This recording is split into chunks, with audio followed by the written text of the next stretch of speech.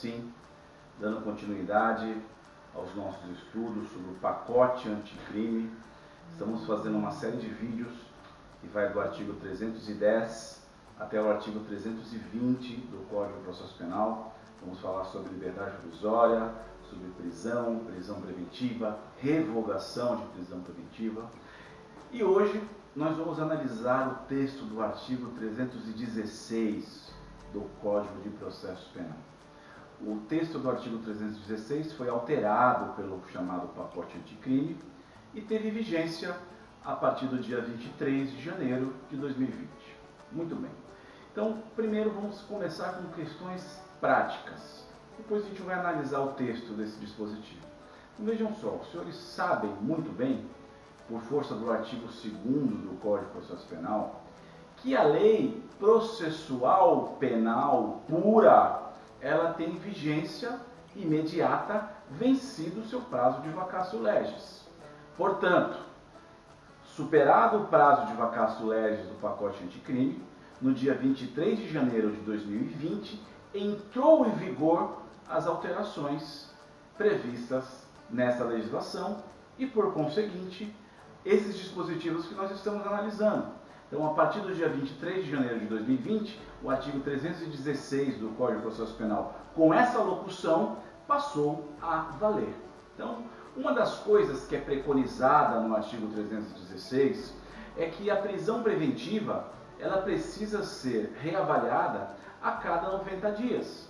Então, aquele juízo, aquela autoridade que determinou a ordem de prisão, fica obrigada, por força de lei, a verificar a cada 90 dias se aquela prisão de fato é necessária, se aquela prisão processual, se aquela prisão cautelar, aquela prisão anterior à sentença de mérito, de fato tem os requisitos do artigo 312, ou seja, fumus boniuris e periculum in mora, que no direito processual penal nós chamamos de fumus commissi delicti e periculum libertatis. Estão presentes esses requisitos? Sim, decreta-se a prisão preventiva. Passou 90 dias, se analisa de novo. Continuam rígidos esses requisitos? Sim. Então se renova essa prisão preventiva por mais 90 dias. Transcorreram mais 90 dias, novamente vai se analisar se é necessário manter essa decretação dessa prisão processual.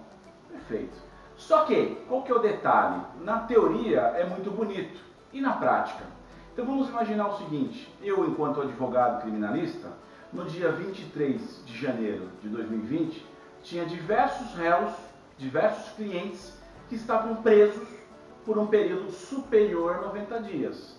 Então, no meu modo de ver, você pode até concordar comigo ou não, mas estou analisando a letra fria da lei, a partir de 23 de janeiro de 2020, o juiz estaria obrigado a chamar esses processos à conclusão para reavaliar a necessidade da manutenção dessa prisão ou não, visto que lei processual penal obedece o princípio do tempus regit actum, obedece o princípio da imediatidade da lei processual penal. Ela entra em vigência, superado seu período de vacatio legis, imediatamente.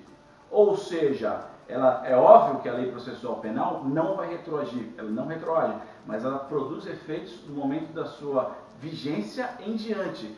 Tanto faz se for em benefício ou prejuízo do réu.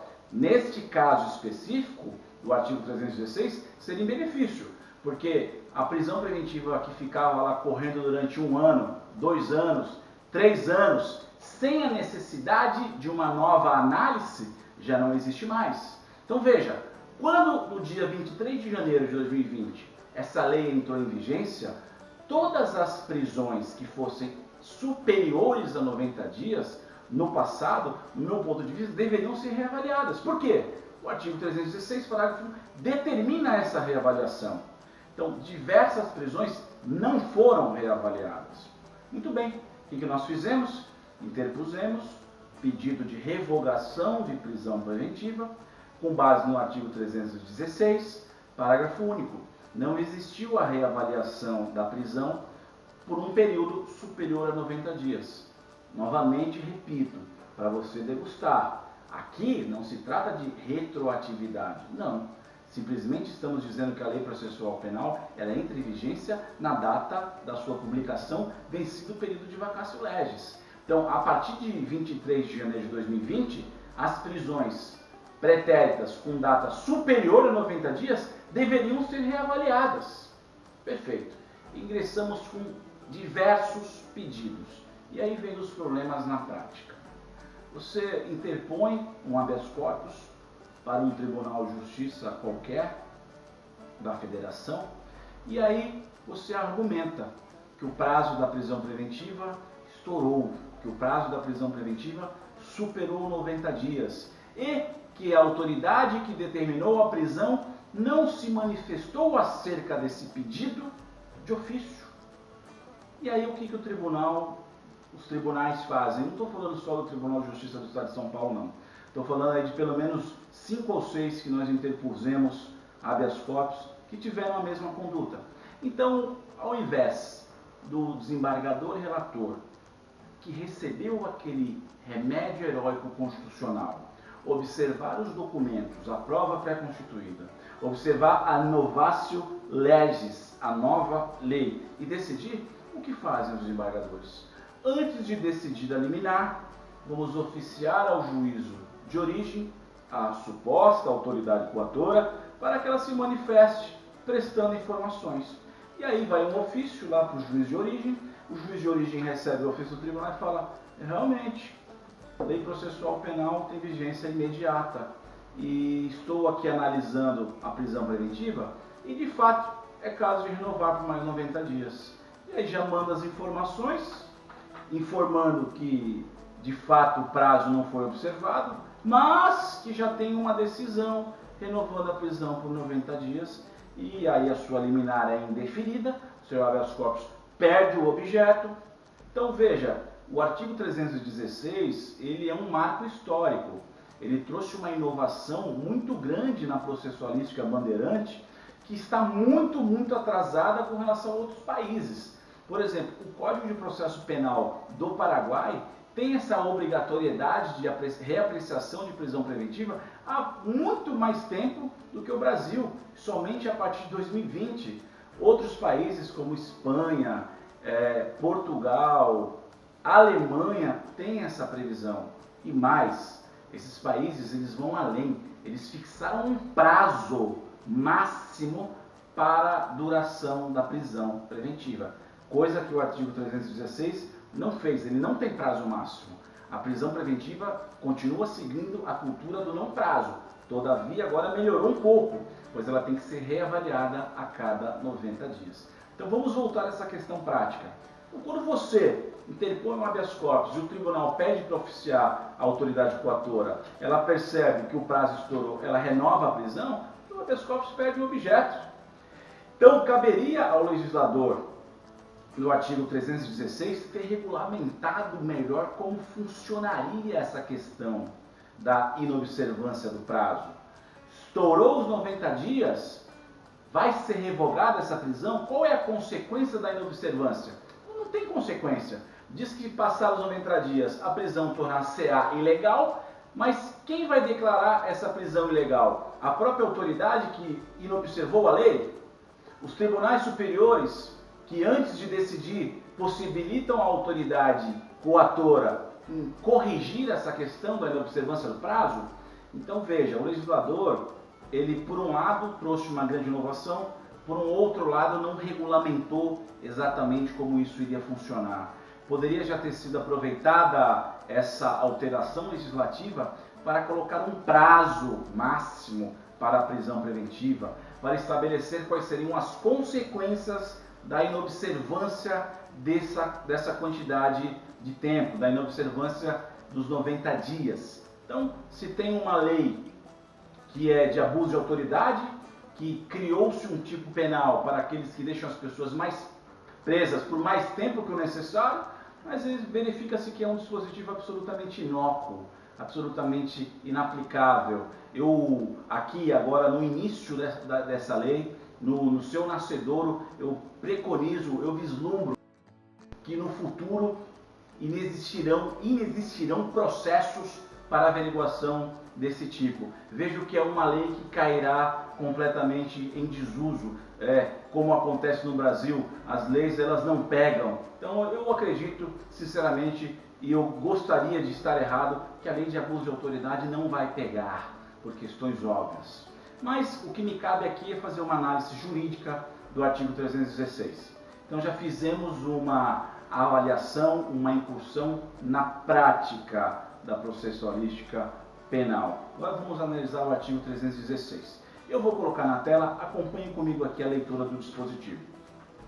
O juiz poderá de ofício ou a requerimento das partes revogar a prisão preventiva se no correr da investigação ou do processo verificar a falta de motivo para que ela subsista, bem como novamente decretá-la se sobrevierem razões que a justifiquem. Parágrafo único. Decretada a prisão preventiva, deverá o órgão emissor da decisão revisar a necessidade de sua manutenção a cada 90 dias, mediante decisão fundamentada, de ofício, sob pena de tornar a prisão ilegal. Então, vou deixar na tela mais um pouquinho aqui, para poder fazer um comentário para vocês. Então, veja só o caput do artigo 316. O juiz poderá, de ofício, então vamos parar aí. O juiz poderá, de ofício, revogar a prisão preventiva. Então, veja só, lá no artigo 310, 311, quando trata que a prisão preventiva não poderá ser decretada de ofício, de fato, o juiz não pode ter iniciativa em matéria processual penal, consoante a dogmática do próprio Código que trouxe a figura do juiz das garantias, sistema acusatório.